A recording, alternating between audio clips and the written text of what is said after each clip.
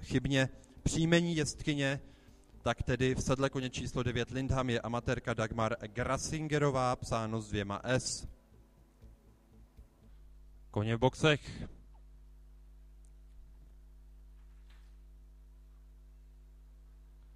V tomto okamžiku byl úvodní dostih dnešního programu. Cena Relay rovina 3. kategorie na 1200 metrů odstartován Koster se opozdil zhruba o 10 délek za ostatními, do čela jde Smolvič a v této chvíli už přebírá vedení Akada a je tam s ní také zvnějšku Max George, respektive High Storm. High Storm se ujímá vedení na druhé pozici, pak následuje Portengo na třetím, Akada na třetím místě, je tam Tuarega na čtvrté pozici, následuje Max George a je tam také Kubavi, dále pak favoritka Eileen uprostřed pole.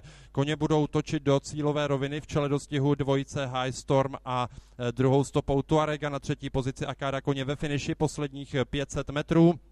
V čele dostihu stále High Storm, na druhé pozici zvnějšku Tuarega, na třetí pozici se prosazuje dopředu Akada a dále je tam pak také útok zvnějšku od favoritky Eileen, za ní ještě Portengo. V této chvíli se Akada dostává do čela dostihu 200 metrů do cíle. Akada na první pozici, na druhém místě na bariéře High Storm, na třetím místě zvnějšku útočí Eileen, ale zdá se, že vítězku nebo vedoucí k listu už neohrozí. 100 metrů do cíle, Akada v čele před Eileen a je to i pořadí v cíli. Akada je první, Eileen na druhém místě, třetí High Storm, na čtvrtém místě Portengo a na páté pozici Tuarega.